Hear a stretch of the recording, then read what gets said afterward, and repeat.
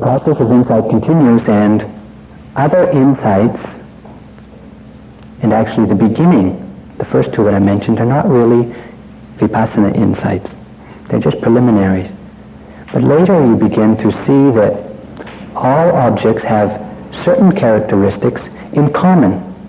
I mentioned before that each object has its own individual characteristic: vibration, tightness, tension, heat, something like this. Later, after you've observed enough of these clearly, the mind begins to know that all objects have some characteristics in common, that they arise by themselves, and that they pass away by themselves, and that they don't stick around long, they change.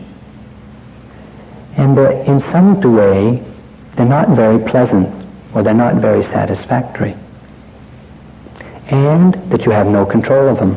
You don't invite them to come, and you can't make them stay when they come. You can't make them go when they come. They're out of your control. These three characteristics are common to all objects. At some point in practice, you begin to see this clearly without thought. Just in your observation of the rising, falling, lifting, moving, placing, this knowledge will become apparent. The process of insight continues to many other understandings. I won't go into them here.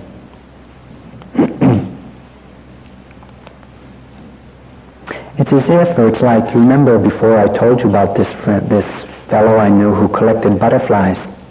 He collected so many, and they all looked alike, so I thought. But because he collected so many from so many places over the course of so many years, he began to see what was happening to these butterflies, how some on some locations were mutating differently than in other locations. If he'd only seen it one butterfly, he wouldn't have known this. But because he was able to collect so many over such a long period of time and from so many different places, he began to have and acquire other knowledge dependent on each of those individual butterflies, but not available from observing any one of them. The same thing happens in the progress of practice. You observe each individual object. As you collect knowledge about all objects, you begin to acquire understanding and wisdom, which is not observable in any one object. So you have to maintain the continuity of your observation. It's very important that you be continuous and not break the momentum or not break the mindfulness of the observation of whatever object is arising. And then your knowledge will broaden and you'll come to understand different things.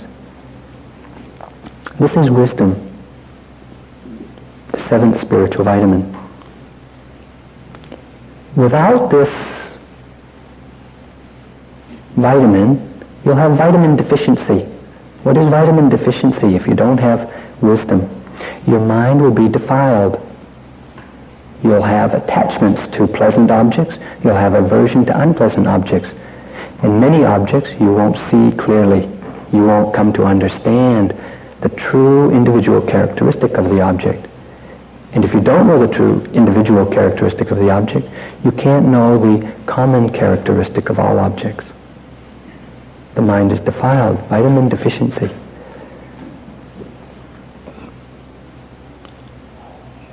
This wisdom, or this panya, or this truth, this understanding, is the most powerful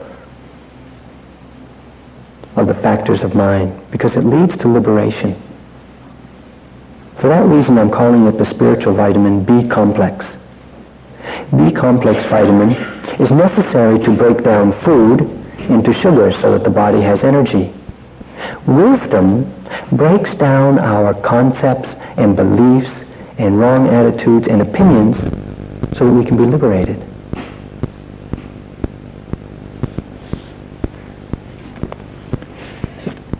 Now I've talked about these 7 factors of mind, what I'm calling the spiritual vitamins: faith, desire to do good actions, energy to do them, the application of the mind necessary to get the job done, The observing power, as you observe your meditation objects, the concentration that comes when you are continuous in your observing, and the wisdom that comes from a concentrated mind piercing and penetrating into objects.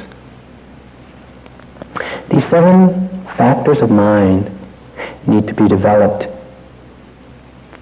in a balanced way. It takes some skill and it takes some effort and some time to learn how to develop all of them in a balanced way without getting too much energy and too little concentration, or too much concentration and too little energy. For example, if you have a lot of faith,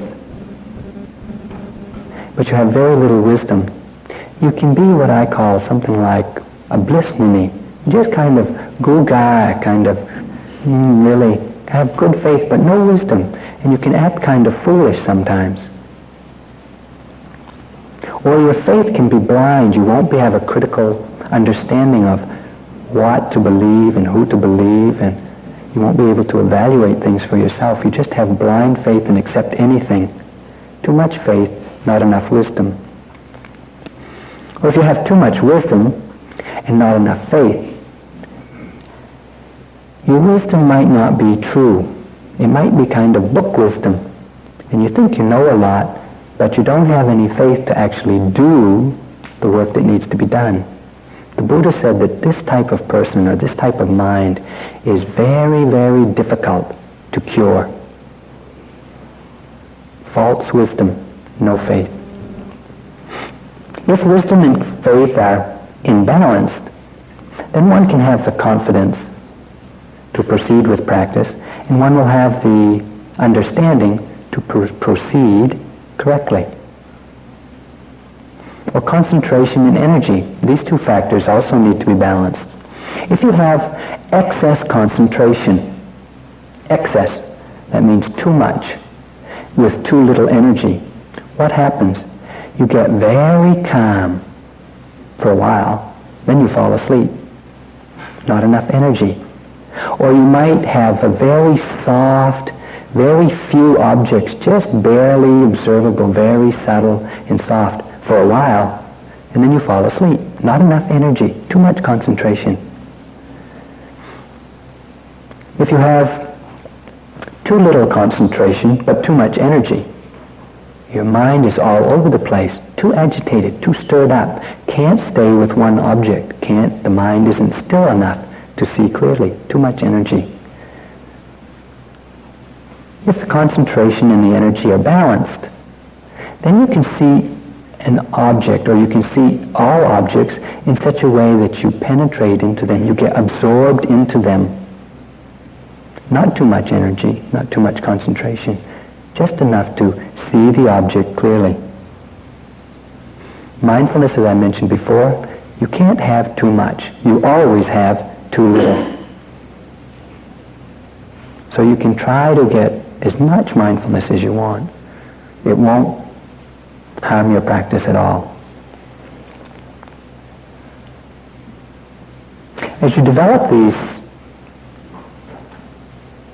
factors of mind, it's something like a cyclic, it goes in cycles, a little bit of faith. With a little bit of faith, you have some desire, you make some effort, you apply your mind, you get some ability to observe the object, some concentration, and a little wisdom. With that wisdom, you begin to see, hey, this really works. This inspires your faith a little more. So you have a little more faith. With that little bit more faith, you may apply or you arouse a little more energy. With that energy, you're able to observe things more clearly. When you observe things more clearly and continuously, you get more concentrated. When you get more concentrated, you see things clearer. You have more wisdom. When you get more wisdom, you say, hey, the Buddha was really right, or Joseph is really right. This thing works. You get more inspiration, more faith. You're willing to make more energy. With more energy, you see how it goes? It goes in a cyclic development. It goes around, and eventually and gradually, all of the factors, all of these factors of mind get developed in a uniform way.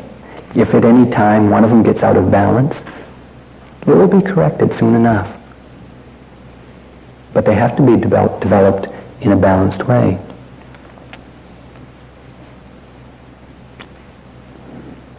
I have a lot more to talk about, but I can see that it may not be necessary. I'll just mention that with the gradual development of these factors of mind, what do you get? You get wisdom. But the Buddha said that you get a type of happiness available only from doing this type of practice. He called it sukha visesa. Sukha is happiness or comfort, pleasant and comfort of mind and body. Visesa has a special meaning. It means elegant. That's one meaning. So if you develop these faculties of mind, you get an elegant happiness.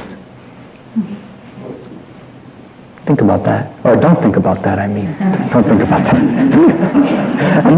Another meaning of the word visesa is that it's splendor. A splendorous happiness. Now maybe you're not into a lot of sukha visesa. This is 3 weeks into practice. Maybe there's not yet a lot of sukha visesa. But it comes when your practice develops these faculties in a balanced, in a rather energetic way. The balanced development of these spiritual vitamins leads to spiritual health. Spiritual health is necessary in your life at all times.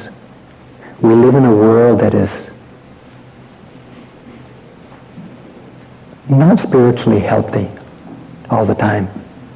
And it needs as many people with awareness of spiritual health to actually practice in such a way that they develop their own spiritual health. And when their own spiritual health is developed,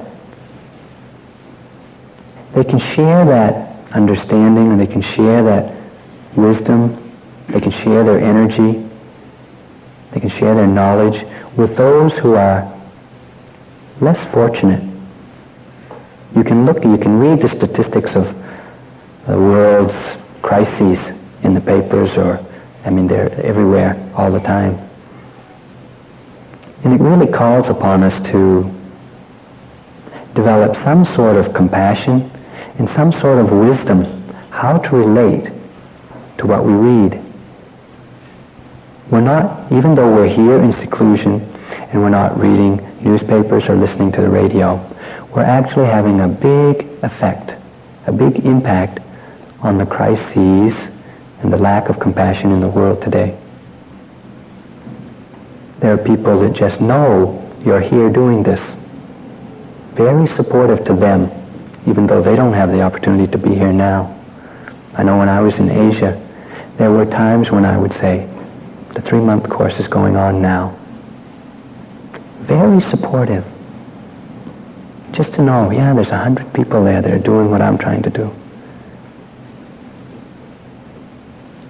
Developing spiritual health. The type of happiness that comes from a balanced development of these faculties is your own. It's personal. It's a true happiness and it's built to last. So, I'm going to stop now. I hope that you will all continue this evening and the coming days to try to develop each of these 7 faculties in your mind. If you just try to observe the arising object with mindfulness, all 7 faculties will be developed. You don't have to try to develop each one individually. Just be aware and note the arising object, rising and falling, in and out, whatever it is, whatever your meditation object is. All faculties will be developed in unison. So let's sit for a short while.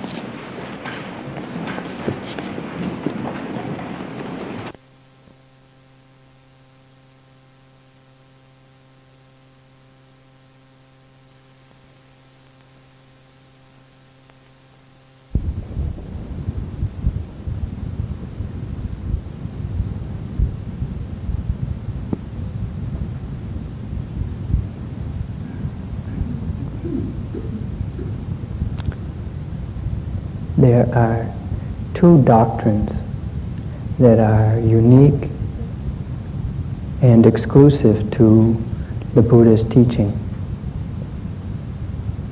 I spoke about the doctrine of non-self or anatta the last time I spoke. That's one where existence, our physical and mental process, is analytically split up into its ultimate constituent parts. And we can see that each of those parts is insubstantial and does not contain a self. But I said that each of those parts was a conditioned phenomena. The mentality is conditioned and the materiality is conditioned. And they're conditioned by a cause-effect relationship. They arise because of certain causes. When they have arisen, they become the cause for certain other effects. The second doctrine, which is unique to Buddhism, is the doctrine called Paticcasamuppada, which is the doctrine of dependent origination. And it is the explanation of samsara, or the wheel of life, in terms of the cause-effect relationship.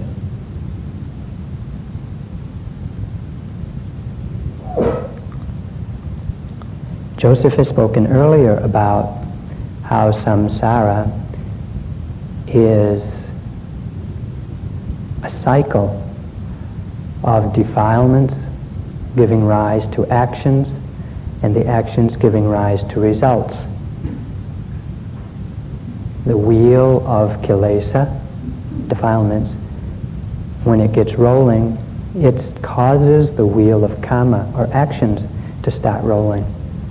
And when the wheel of karma, or actions, starts rolling, the results, or the wheel of results, is bound to follow. The doctrine of dependent origination is a description of those three wheels in greater detail.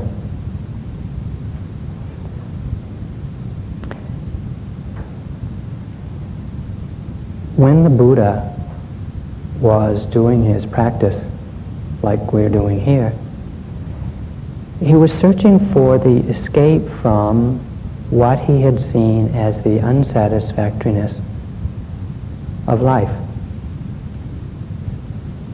Growing old, disease, pain, suffering, lamentation, sorrow, grief, all of those things which are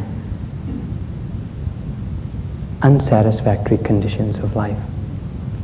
His investigation took him to consider what causes, or what is the condition for the arising of these unsatisfactory things, dukkha. What is the cause of the arising of dukkha?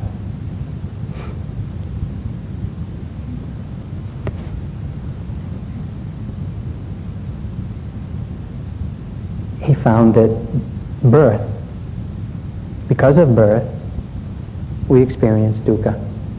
So he said, okay, what is the causal condition for the arising of birth? And his investigation led him to see that becoming, or karma, is the cause of birth. If you look at the little piece of paper that you have in front of you, you'll see that I'm talking about the links going backwards.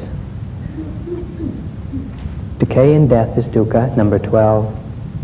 Caused by birth, number 11, which is caused by becoming, number 10.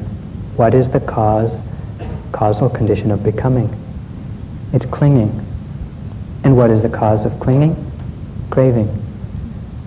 What is the cause of craving? Feeling. And this is not emotion, this is the pleasant or unpleasant characteristics that we experience in every moment.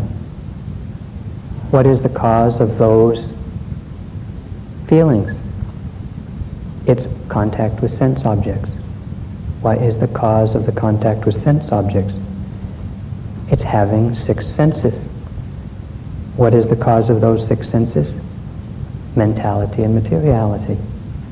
What is the cause of mentality and materiality? Consciousness. What is the cause of consciousness? Again, karma. What is the cause of karma?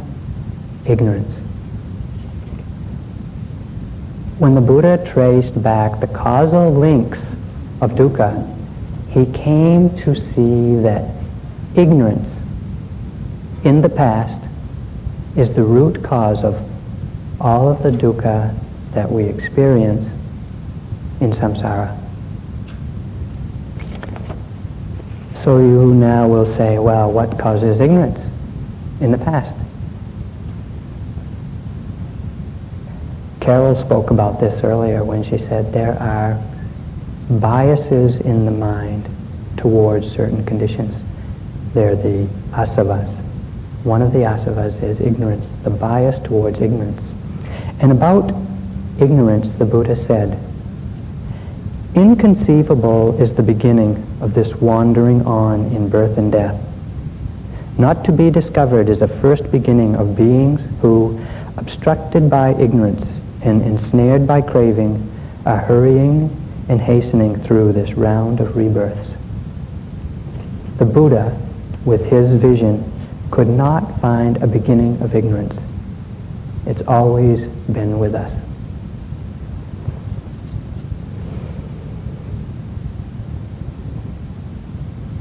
How is it that these links are connect and roll on in their impersonal way? I want to go through each of the 12 links briefly to describe them and show the connection of how one causes the next without there being any person or agent or being that has to do anything for it to continue rolling on. It's a natural phenomena that causes give rise to effects. And each link is the cause for the following link, which then becomes a cause for the following link. So the first link is ignorance. What is ignorance? It's not seeing things correctly. It's delusion. What is it that we're ignorant of? The Buddha said, we are ignorant of the Four Noble Truths. Now we've all heard of the Four Noble Truths, so does that mean we're no longer ignorant? Sorry. The Buddha said that one had to know the Four Noble Truths experientially, had to witness for themselves the Four Noble Truths to accurately and truly know them. Not just reading a book or not hearing it from a teacher is not sufficient to say that you know the Four Noble Truths.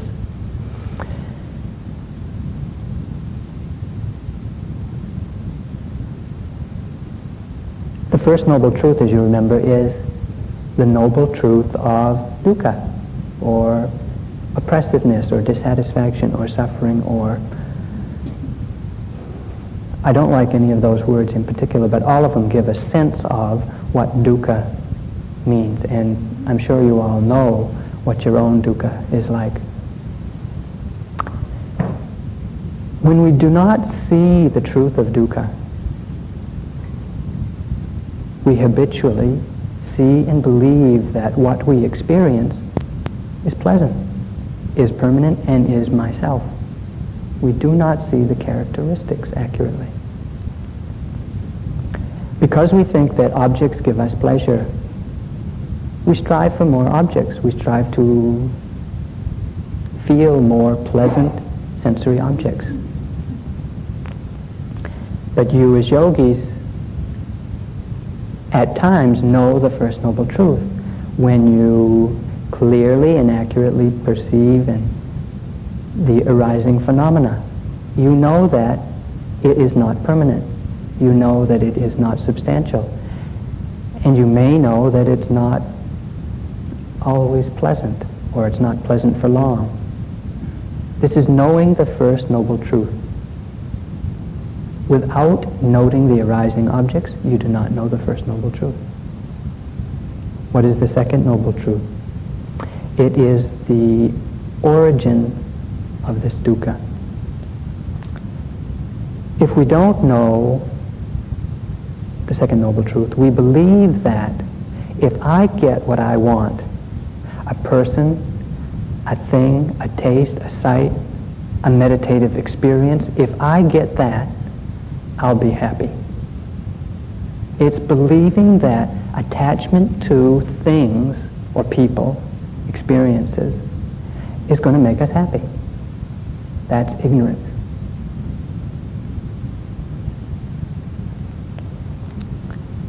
But we as yogis, we know if we don't get what we want, it's suffering. If we do get what we want, it's also suffering.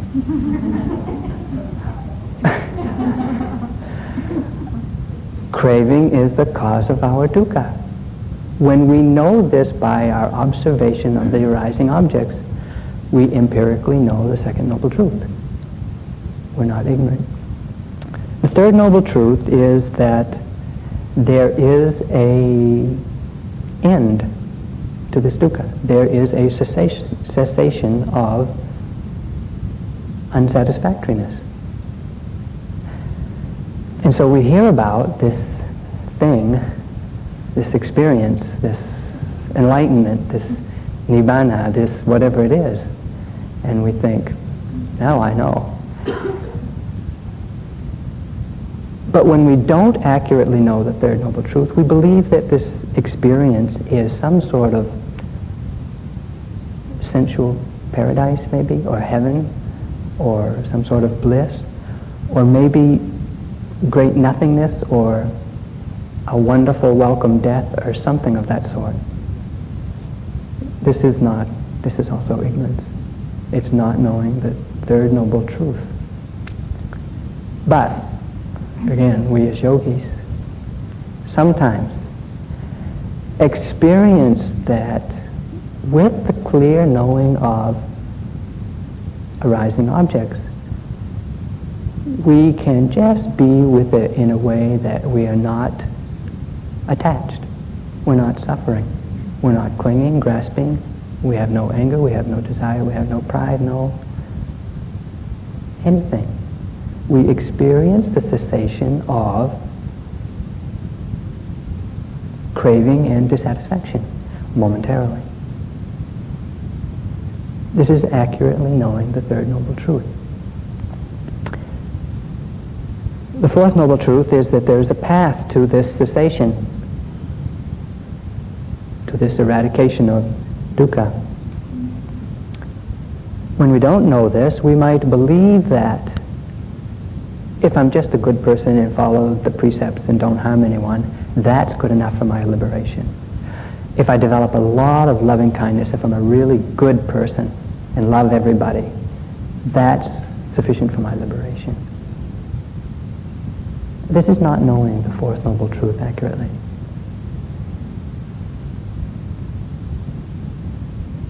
But we as yogis, again, know what's the path to reduction, if not elimination, of suffering. Practicing sila, developing samadhi, cultivating wisdom. This is the Eightfold Noble Path: sila, samadhi, and panya. Morality, concentration, and wisdom. It's what we're doing here with every noting of an arising object, is developing the 8 factors of the Noble Path.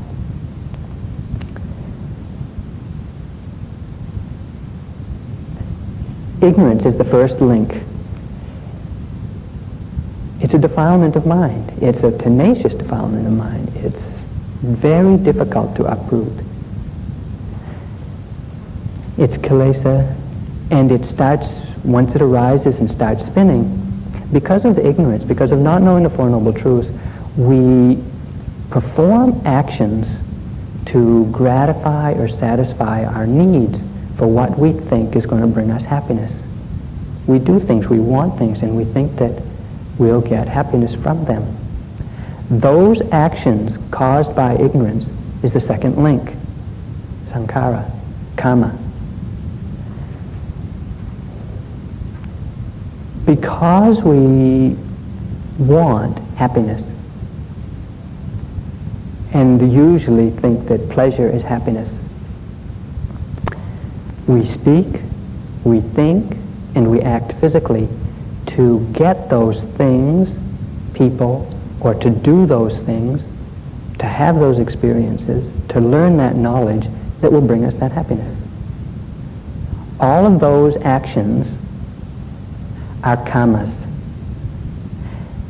And they happen because we have volition to do them. Those volitional actions are the second link. They are caused directly by ignorance.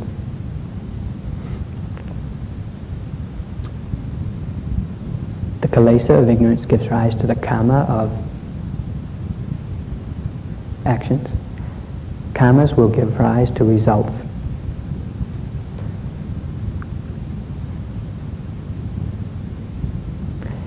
The links number 3, 4, 5, 6, and 7 are the results that we experience in any one present moment, which are directly caused by the actions we have taken in the past.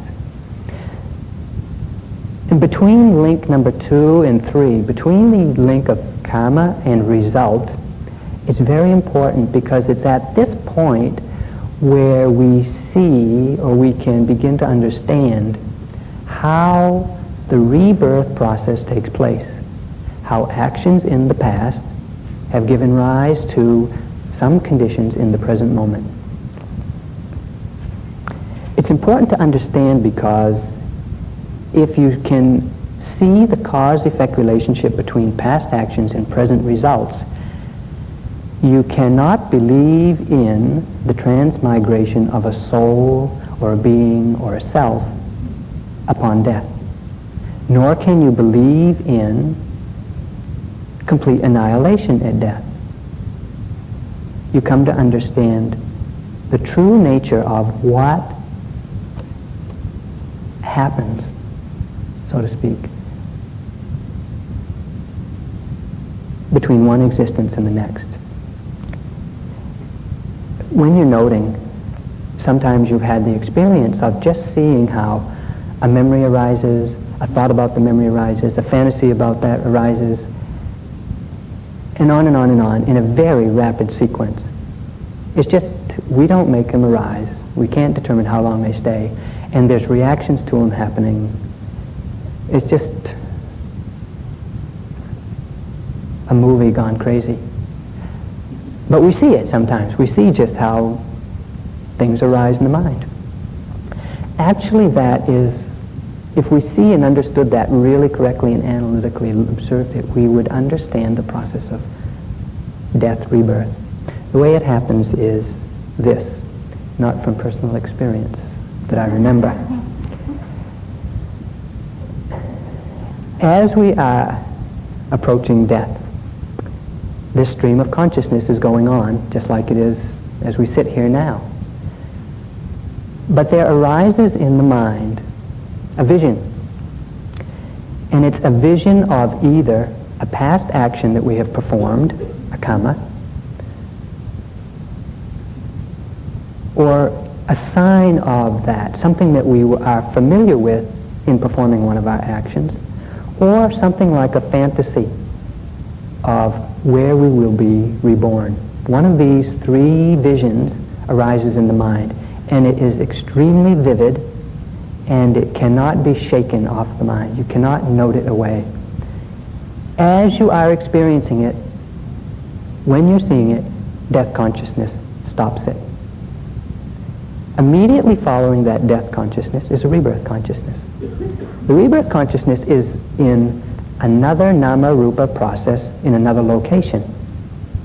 But the rebirth in that place is conditioned by the last vision you had in your former existence. No person went from X to Y, no soul, no self, no being, and neither did that person die. But the conditioning, all the potentiality, the characteristics, everything that is in any one moment of consciousness in this life is passed on to the next. And the last one in this life passes it all on to the first one in the next existence. That last vision that we have in any one existence is of one of our actions. The second link gives rise to the third link, consciousness in a new existence.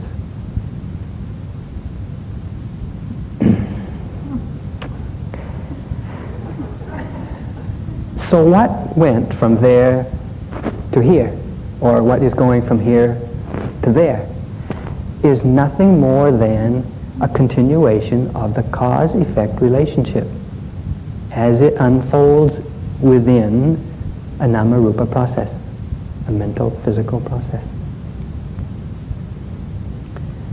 Joseph has given an example of this when we make a impression in wax with a wax seal. We make an impression and we remove the seal, we remove the thing that made it. The impression is not the original, but yet it's not unrelated to the original. It's a cause-effect relationship between the two. Or if we stand in some place where when we holler, a few seconds later there's an echo back. What comes back? Not the original sound, but yet it's not completely unrelated to the original sound. There's a cause-effect relationship between the sound, the original noise, and the echo. Just as there's a cause-effect relationship between the last vision in one life and the rebirth consciousness in the next. Conventionally speaking, we say, yes, someone died, someone is reborn. But this is conventionally speaking. It's not at the level of the observation of the arising of individual consciousness. So rebirth consciousness is followed by a stream of consciousness, which is something like a life continuum. And it's periodically interrupted during any one lifetime by seeing, hearing, smelling, tasting, touching. And that goes on for some number of years, and then we have another vivid vision, another death consciousness, another rebirth consciousness, and it just goes on and on and on. Consciousness is the direct effect of our actions. The second cause, or the second effect in the present, is the arising of nama-rupa, mentality and materiality. It's the psychophysical phenomena that we observe in every noting of every object. What is nama? What is mentality? You can tell me. It's thoughts, it's memories, it's perception, it's feeling, it's greed, anger, pride, all of those things that you report. That's mentality. What's physicality? Hardness, stiffness, tightness, tension, vibration, tingling. Physicality. Another effect of consciousness. But materiality needs consciousness for life. When someone dies and there's no life in that person, we cannot say that the materiality, that rupa, or that materiality is alive. It's just in the process of decay and eventually will just turn to dust. It's not alive. So the consciousness and mentality, nama and rupa, are interdependent with each other. Because of nama-rupa, mentality, materiality, we have, or we experience, 6 senses: eyes, ears, nose, etc., etc. This is the 5th link in the cause of dependent origination. The senses, the sensitive part of our senses, is the door to the stream of consciousness. see something, the stream of consciousness knows that, or does that. When we hear something, it's the stream of consciousness that is activated by that.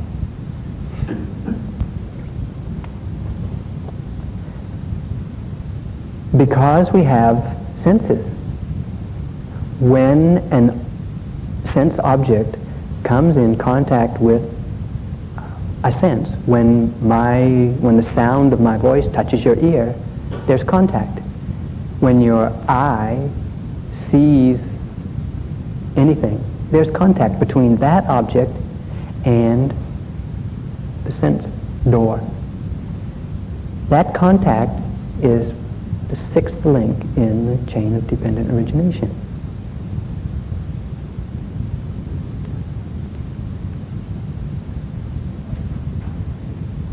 This contact that we experience is not so difficult to understand when you might be sitting in the hall and the hall is extremely quiet and someone comes thumping in like they forgot their mindfulness in the shoe room. And your ear really is jarred. That's a very strong contact of sense object, sound, and sense organ, ear, giving rise to sense consciousness, hearing. Sense consciousness can be accompanied by very strong mental factors like, in this case, maybe anger or ill will. The stronger the contact, the stronger the potential mental state in reaction to it. Or we may see the sun setting as it has in the last couple of days, very beautiful. And we may be just in such a mood, or our sensitivity may be such that it really strikes our eye. It really contacts, there's a very deep impression in our eye or on our eye of that visual object, giving rise to very strong mental states.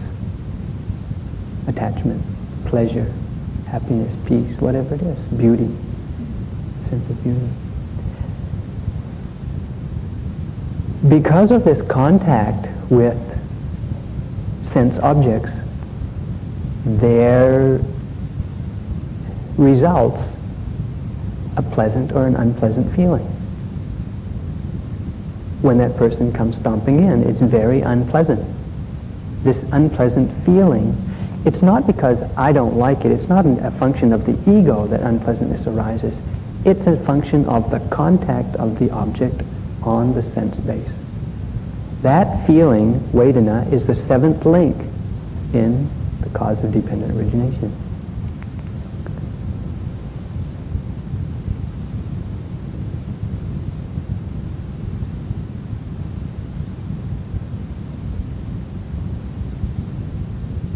Regarding the mind, which is sometimes more difficult for us to understand as a sense object, or as a sense able to receive sense objects. When a thought or a vision or a memory or a fantasy arises in the mind, that's the object. The mind is the sense.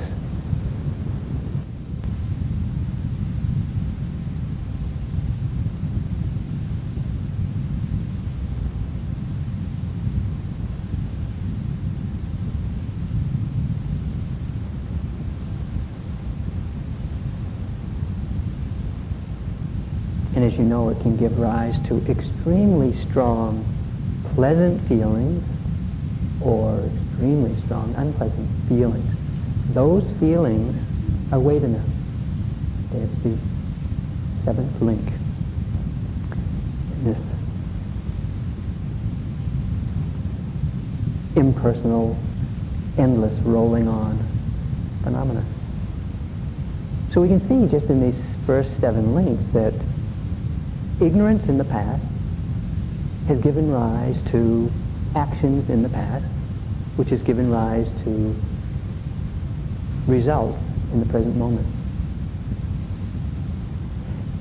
The 5 results that we experience in the present arise in every moment. All of them arise in every moment, but they can be described as I have described them. Every consciousness has a feeling. It has contact, it has a feeling. It comes through one of the sense doors, and it's because of mentality and materiality. All of these arise at every moment.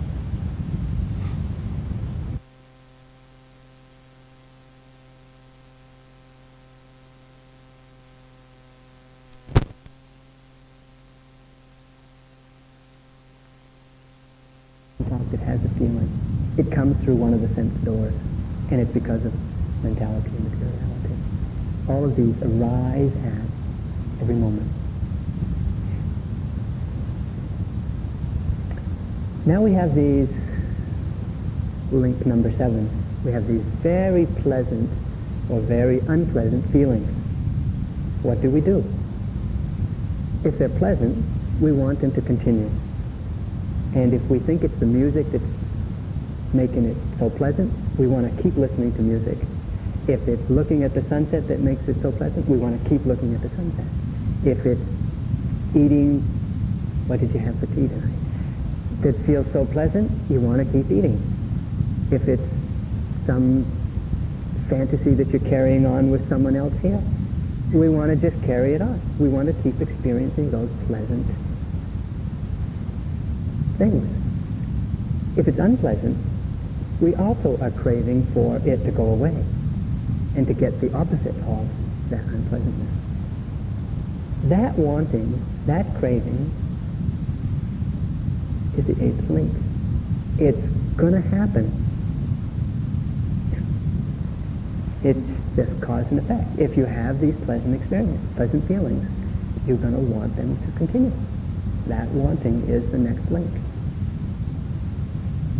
If you just want kind of normal, that's wanting. If you really have been deprived of something like you have been here, and maybe you're just kind of waiting for another, how many days is it, 10 or so days, when you can finally get what you've finally been waiting for. You've taken the next step to link number 8. Grasping that object that's going to give you what you want. Permanent bliss.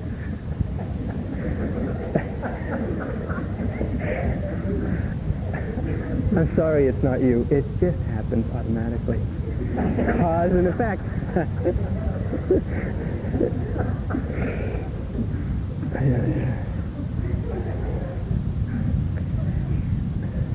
But this craving is really just horrible.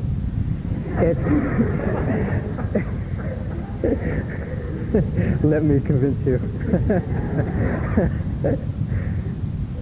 The more you feed it, the hungrier it gets. Have you noticed? I don't need to explain, I'm sure. No matter how much you've got, no matter how much you satisfy your wants, have you noticed that the tape doesn't work? Hello? Yes. No matter how much you want and satisfy your wants, there's still something else that you want. There's a terrific proliferation of wanting. There's no end to it. You cannot satisfy wanting. And so we grasp, we cling, we grasp, we get obsessive about what we just want. We get extremely obsessive. We really grasp, we cling, we're stuck. We can't let go. This clinging and grasping, this grasping, wanting, craving, defilement of mind. It's the cause of more action.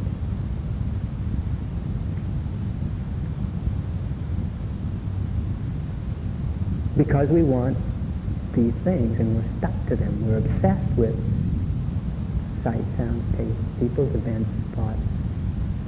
We do things to get them, to get more of them. If we don't have them, we do things to get them. If we've got them, we do things to get more of them. We talk in such a way as we entice those things to us. We act physically to reach for those things.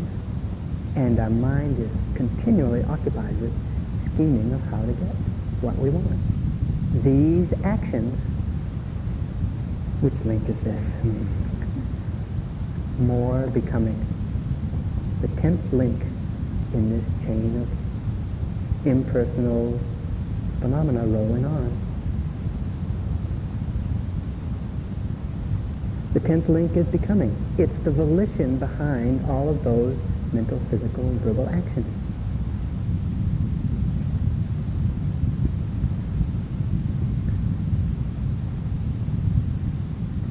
These actions can become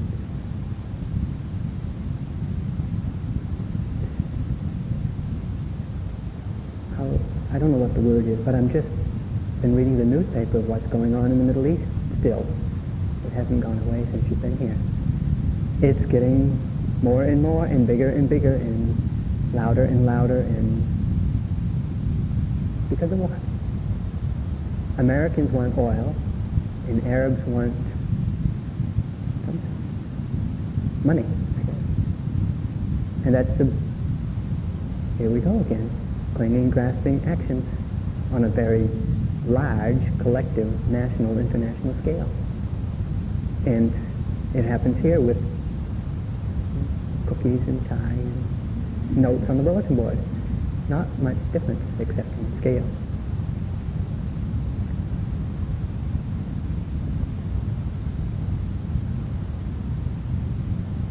Because of these actions, we will be reborn.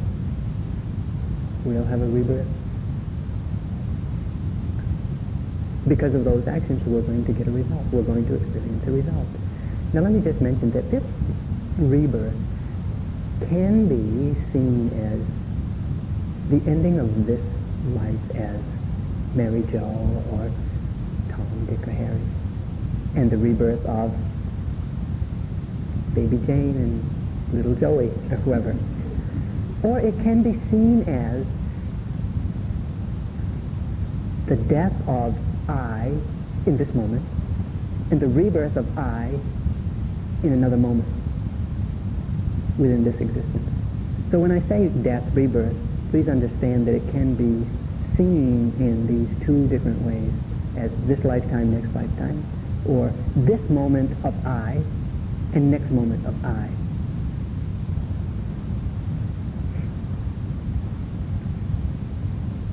So when we're going to be reborn, meaning when we're going to die in the previous, one of these visions, one of these karmas, one of these visions comes to our mind and it sticks. What determines what vision comes? There are different grades of actions that we perform in our lifetime, and some of them take precedence over others.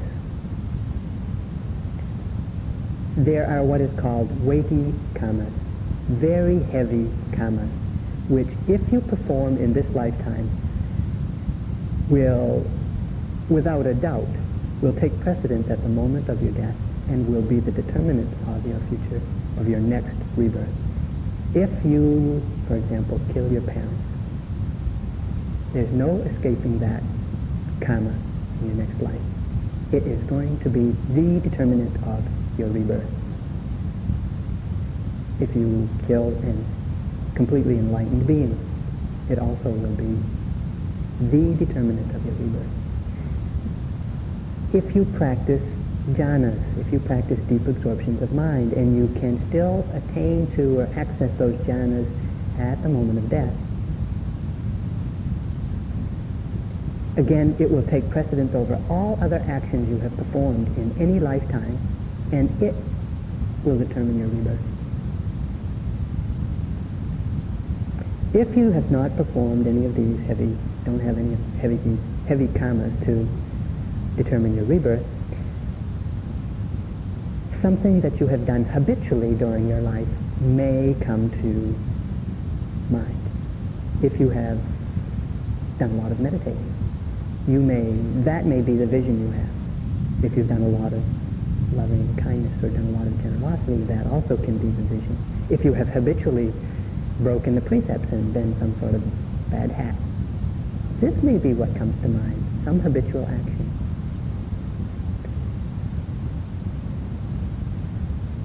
If that doesn't determine your rebirth, what you are doing in the last moment may be the vision in your mind.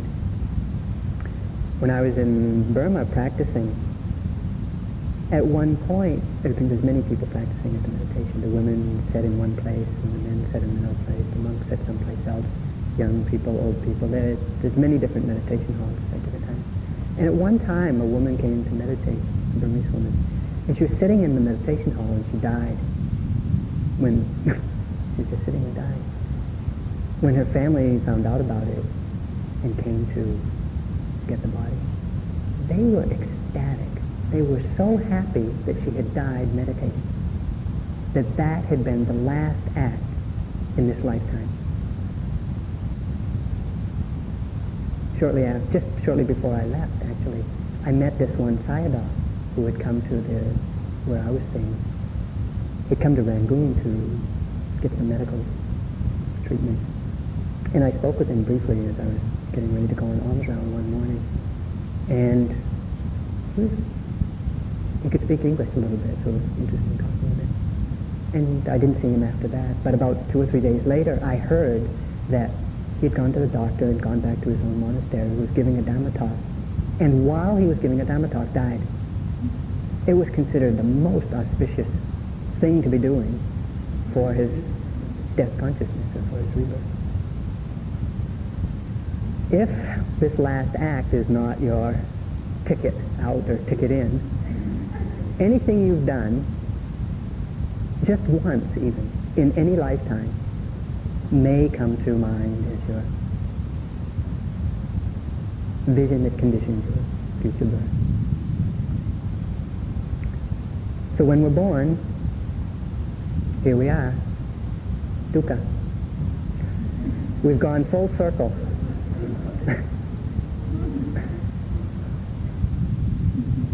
This endless thing just rolls on and on.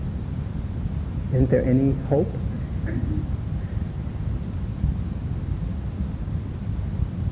Birth and the attendant dukkha, resulting in decay, death, disease, sorrow, lamentation, are the results of having performed actions as a result of having ignorance.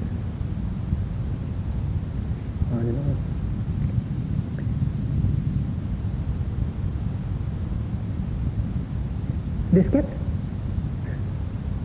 It's a little complex, and it's what this got to do with noting, actually. You don't need to remember all this. You don't need to know all this. Some people, it helps some people to understand and to inspire them, and that's why I have briefly introduced it. It's an extremely difficult subject. It's very complex, and at one time Ananda said to the Buddha, this is the teacher, but it's just wonderful, it's great. It's so easy for me to understand. And the Buddha chastised him and said, now, Ananda, be careful. This doctrine of dependent origination is really complex. I mean, it's really deep and heavy, and you've got a good mind, but it's really complex, so be careful what you say. And it's pretty unique for the Buddha to chastise his attendant Ananda, but if Ananda could be cautioned about his understanding of dependent origination, let us be humble.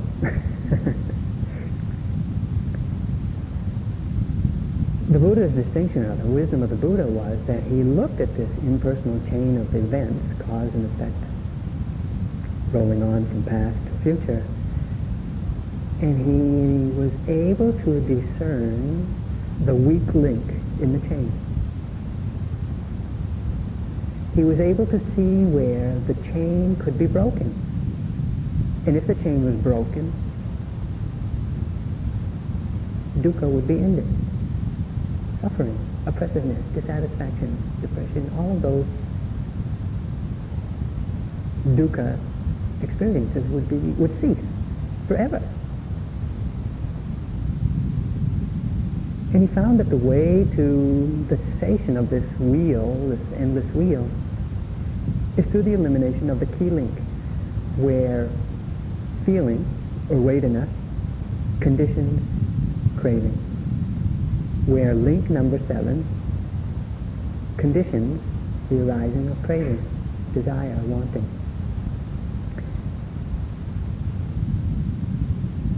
And this is the objective of Vipassana meditation: to observe the arising phenomena, the pleasant and unpleasant phenomena,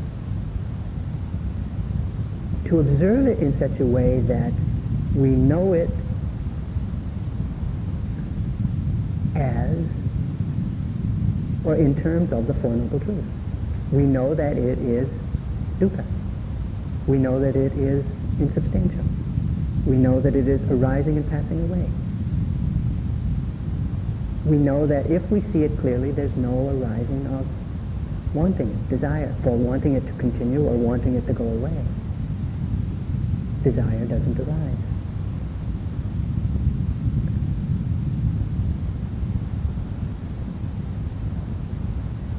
Let me explain a little in detail how we get from object to desire, or pleasantness to desire. Normally, the life continuum consciousness just flows on, and when a sense object comes in contact with a sense door, this flow of life continuum is interrupted. It stops, and then it turns to observe the object. Then the consciousness receives the object, and in that receiving there is a determination of good or bad. Not I determining good or bad. It's just an impersonal function of mind determining this object's good or bad. And immediately following that determination, there is 7 very strong impulses in the mind. Those impulses is where wholesomeness or unwholesomeness takes place. It's where desire or greed or anger or pride or any of our catalog of defilements attaches or is attached to in the mind. But initially when the mind comes in contact with the object, it's just as an ultimate reality. It's not conceptualized yet. When the sense object strikes the sense door, immediately following that, the mind initially reflects on that object. That reflection is also followed by 7 strong impulsive moments. Those impulse moments of the first reflection of mind can determine karma. It's at that point, those karmas, if there's desire there, if there's anger there, they can be the karma that you bring to mind in your last moment. If it's noted at that point, the mind will not reflect a second time. If it's not noted, the mind will reflect a second time.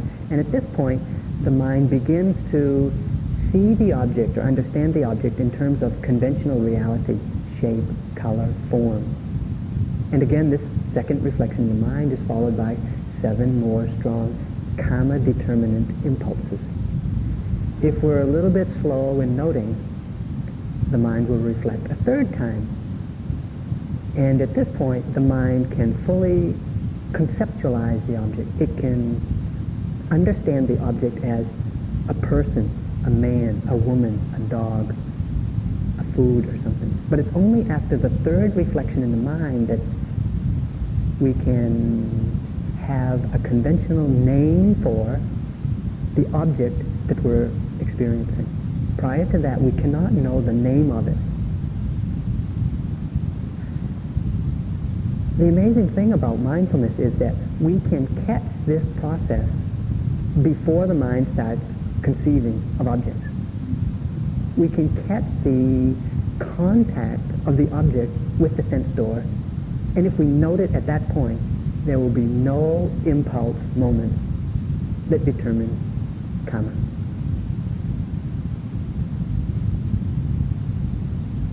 But the mindfulness has to be sharp. It's why we encourage you to be precise, accurate, persistent, and quick in noting the object, so that you note before the object becomes a concept in the mind and you start dwelling on it. When that happens, you experience the feeling of the object, the way to link number 7. But because you note it so quickly, so accurately, craving cannot arise.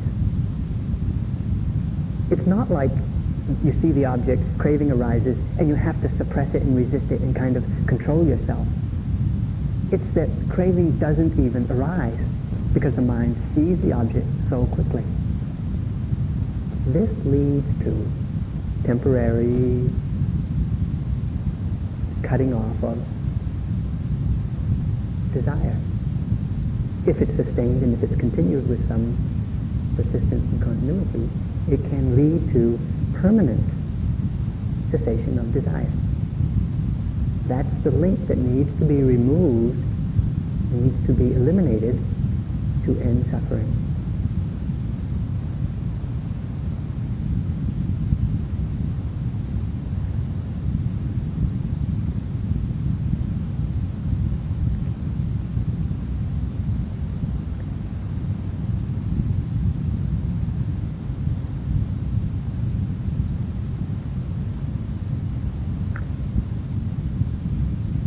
There's a lot more to say, or could be said.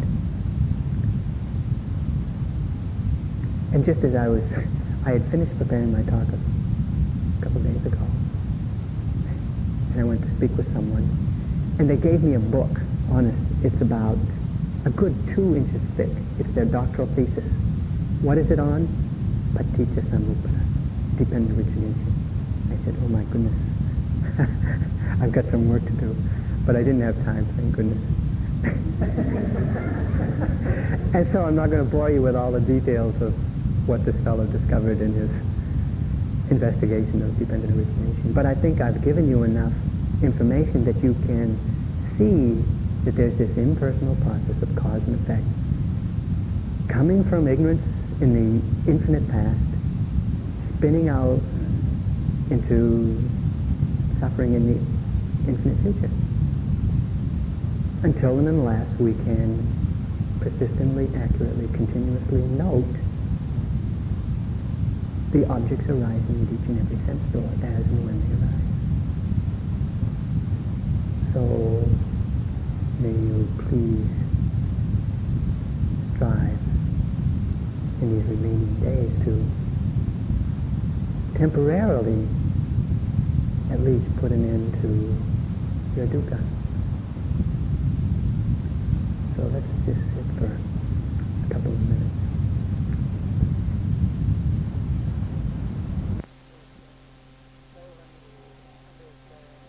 Everyone who understand how to exercise, but they never exercise. They are very lazy. For example, one who play football or boxing like that, they must try to practice every day. Not only a few times, a few days, not enough. We cannot strong enough, we cannot have a expert if without experience, if without practicing. When we exercise, we will strong again, we will strong and will be stronger. Some person exercise only arm, or simple. Every day his arm become bigger and bigger. Muscle come big. One time it cannot grow big. Every day.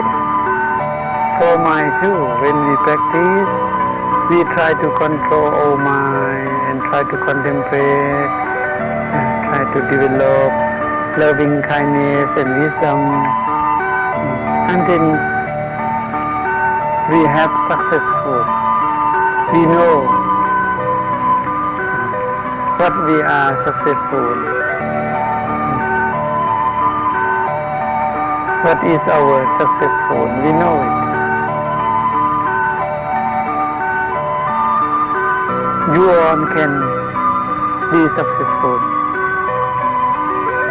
But successful is have many kinds of successful, many steps of successful. Even me now, I have successful some, but some still I still continue to do.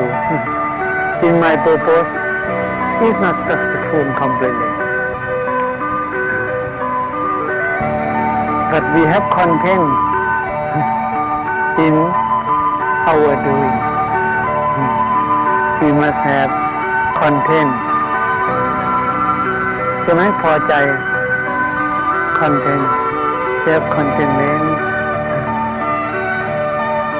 in our cultivation.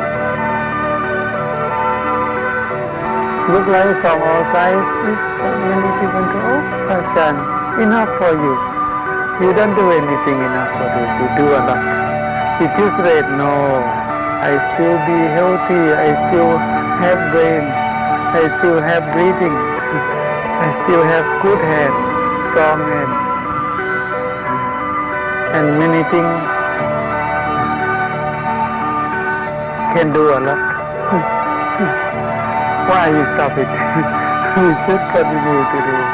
If I cannot do, I got stroke. I cannot move. I cannot think. Okay, that's it.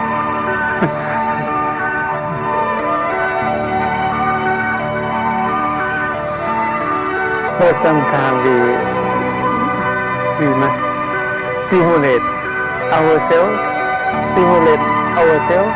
by our practicing. Try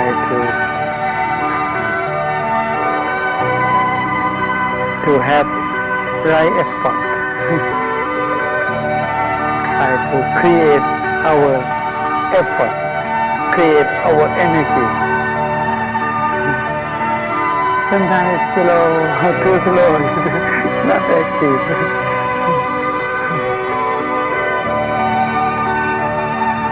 Some person do something look like slow, but inside they concentrate.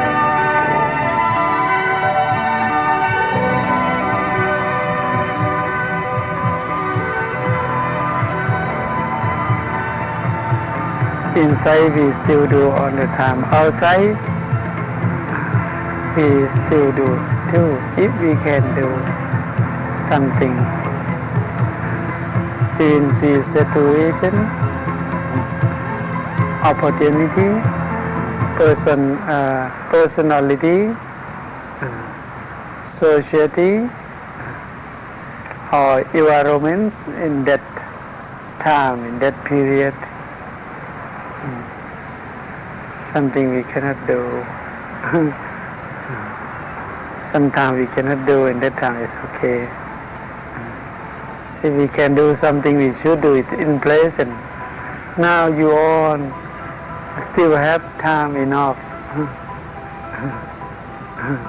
to do many things. For example, Dr. Senong, he works in hospital, but he is very helpful. He still try to help a Buddhist with writing, or I read some title, that article. Or anything, if we think it is useful and we can enjoy with that thing. We can help people to be peace and get benefit, get useful from us. We should do it. Some person can do with the talking, some person can do with the writing, some person can do with any way. Maybe some person just only keep calm and smiling face and happy and peaceful in their life. This means they have this one every moment by good action automatically. Can you understand? By the nature. And in the natural way, we all do it when we have Dhamma, when we have peace, when we have loving kindness in our mind. Sometimes we cannot do outside, but for mind we can do it. When we have good mind, it means one point, small point,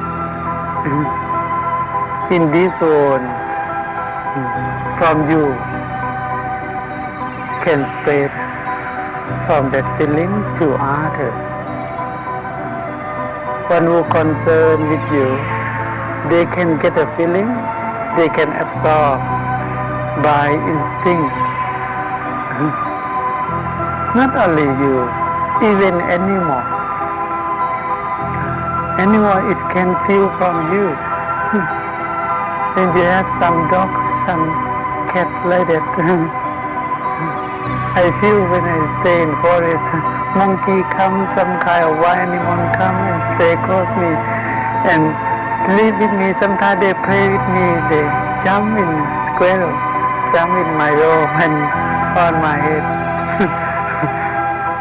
They feel I am their good friend.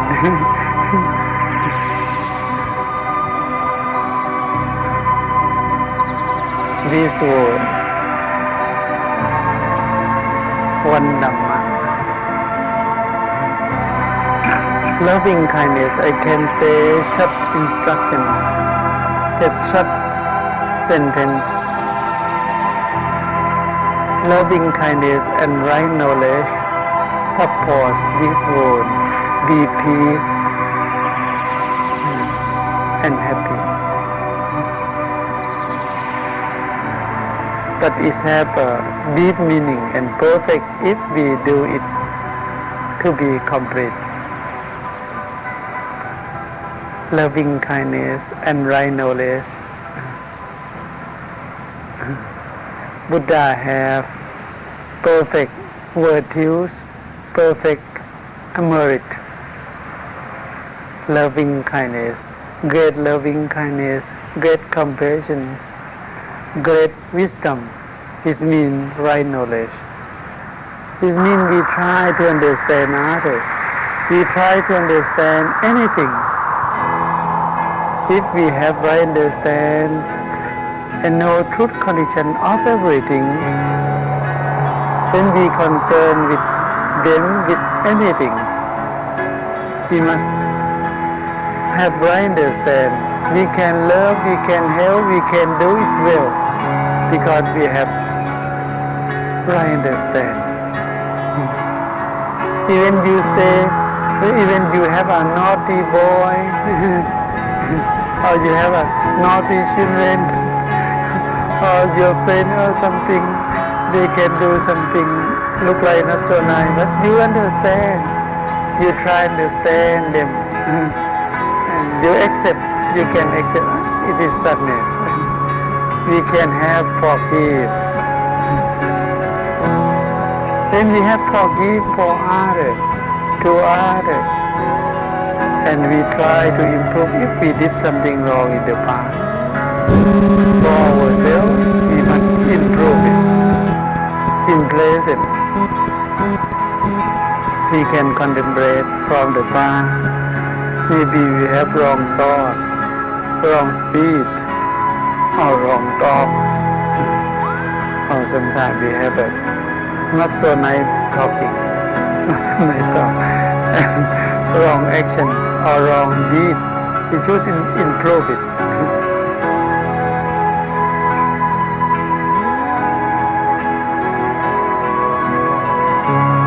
And we have confidence and strong confidence, stronger confidence. Then we try to practice, we try to do it well. After that we will have good and strong confidence in our way, in right way. And our life in Buddhist way, we still be simple. It's normal. It's simple. Anything. Still do normal, simple. Have right. We still have right duty, right responsibility. If we can do, we can help, we can take care. We still do. With pure loving kindness.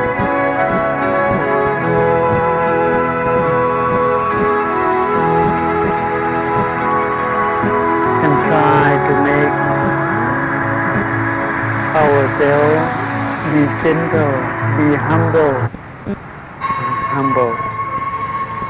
Very good too. It's very important. Try to make ourselves humble, gentle and humble. And help others with sincerely.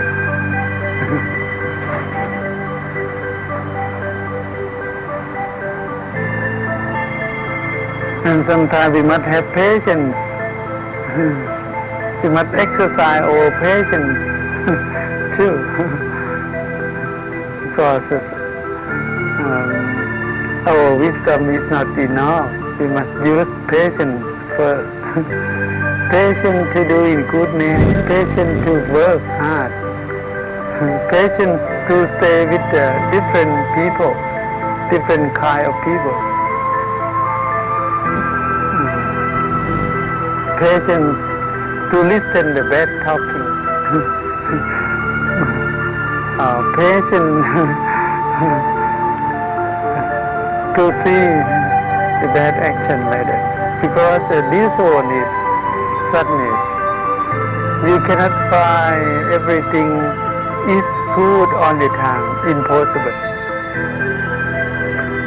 It is a both condition.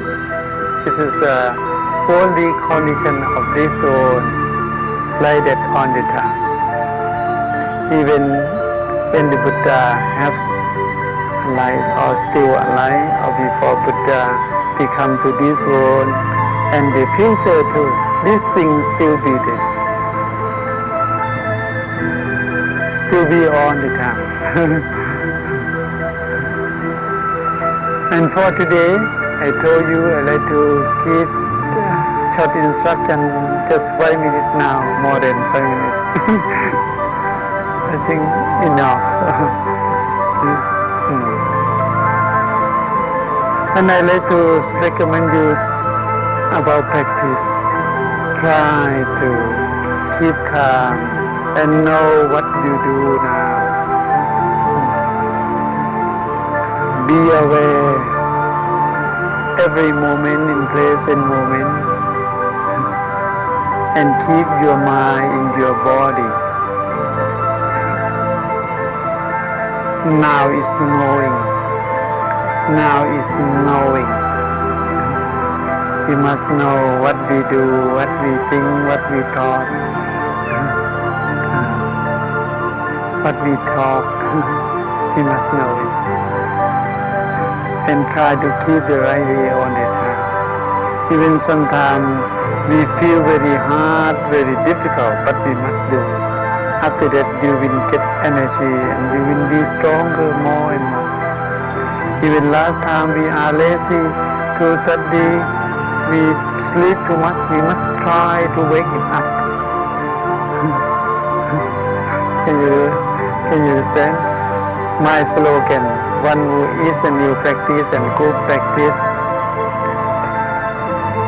we should not eat too much. Not too much eat. No too much eat. Not too much sleep. Not too much talk. And try to practice and try to study more. more and more,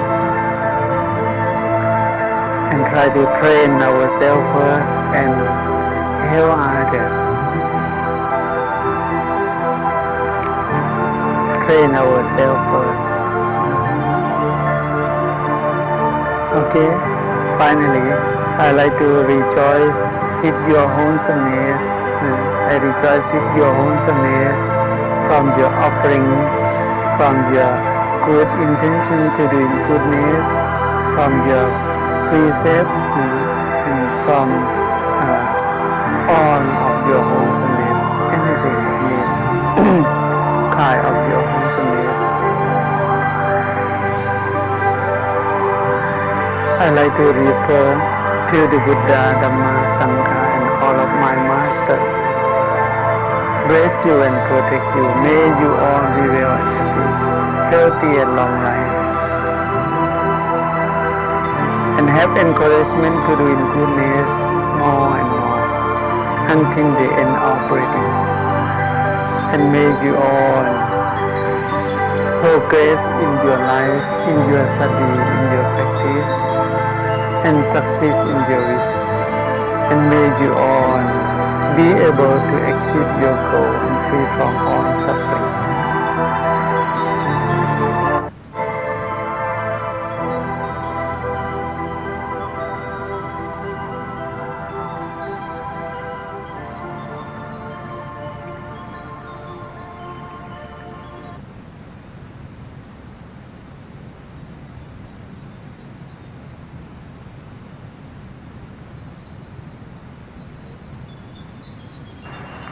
เป็น is wake up,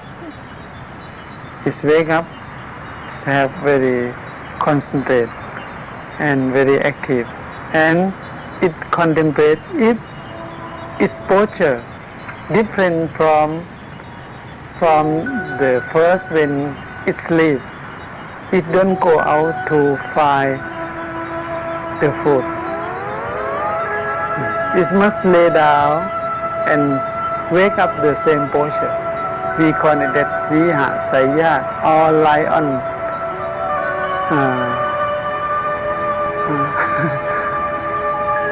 lion posture. Lion posture. Lion. Yeah. It's a lion posture. Try to wake up the same posture when it sleeps. No change. If it change, different from left side to right side or from right side to usually lion when it sleep in the right side. Last time I don't think so. I don't believe, and I read from the Pitaka and some book they talk about lion's life. I think it is possible, but I never stay close lion.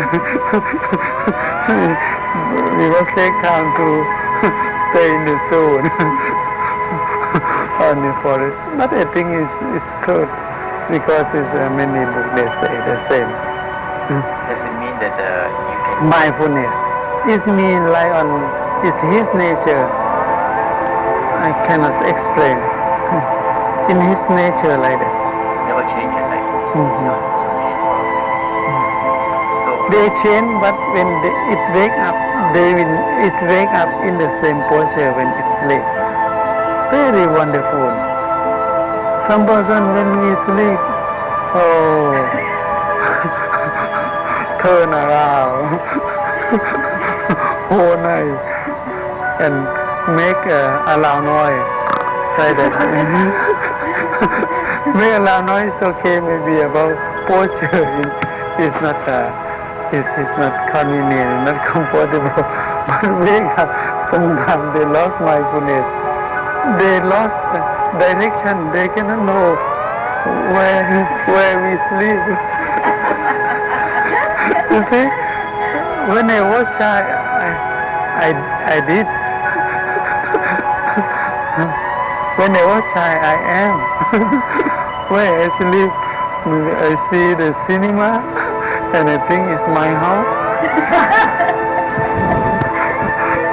we lost mindfulness. One who has practiced, they know direction and they know clearly everything around body. Everything when they put around body, they know what direction I keep that thing. You see, they have good mindfulness. ก็ขออนุโมทนา